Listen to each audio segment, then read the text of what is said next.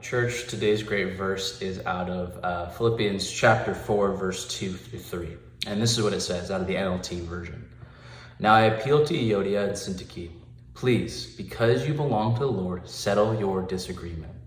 And I ask you, my true partner, to help these two women, for they worked hard with me in telling others the good news. They worked along with Clement and the rest of my co-workers whose names are written in the book of life. Now, I feel like this passage, these two verses, is no coincidence that it ends up being the day before election day that you're probably watching this video. And I think this is a really important message for us on a nationwide level, but also like on an interpersonal level, as we look at these two women, Euodia and Syntyche. What I really love how Paul points out there in verse 3, he says, or no, verse 2 rather, he goes, please, because you belong to the Lord. Saying like, hey, you guys have a beef, you have some sort of issue between the two of you, but please, because you both love Jesus, just quit it. Just squash the beef, squash whatever is there. Because you guys have served alongside me faithfully and serve a bigger and greater purpose beyond whatever disagreement you're living in right now.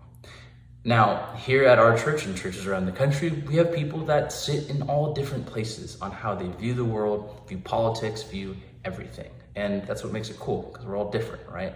But I think this message is all the more poignant for us as we reflect on our differences and how we interact with people as a whole going into tomorrow and just our everyday lives. Because honestly, the reality is, as a church, with the people that are in it, as congregants and as staff, it's just full of a bunch of imperfect people, a bunch of people that are trying to wade through life and trying their best to follow Jesus. And Paul represents that really well to us by saying, hey, there's something bigger that we're all pushing towards. And that's a big part of the message in Philippians, is Paul not only encouraging the church, but also saying, hey, let's come together. Don't be separated in your thoughts and your ways of thinking and the way we approach the gospel, but let's be of one mind. Let's be of, let's just be together. Let's rock together. And, you know, I think as I look at this passage, I look at my own life when I run into disagreements or issues with other people, and how so much of it is just wrapped up in my own pride and ego and my own willingness to say, no, I am right. I am correct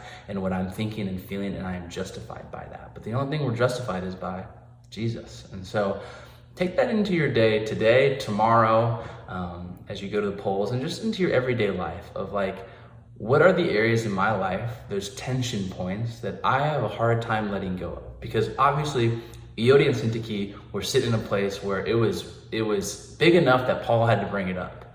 But we all have places like that in our lives. But guys, our relationship and our connection to Jesus and as a body and as a family here in the Big C Church is so much more important than whatever disputes and disagreements that we hold and differing beliefs. Because at the end of the day, Jesus is in control of it all, and he's at the forefront of all this. And so I pray that you go into your week and you go into the rest of your day with that in mind. So go with that. Enjoy the rest of your day. Good luck.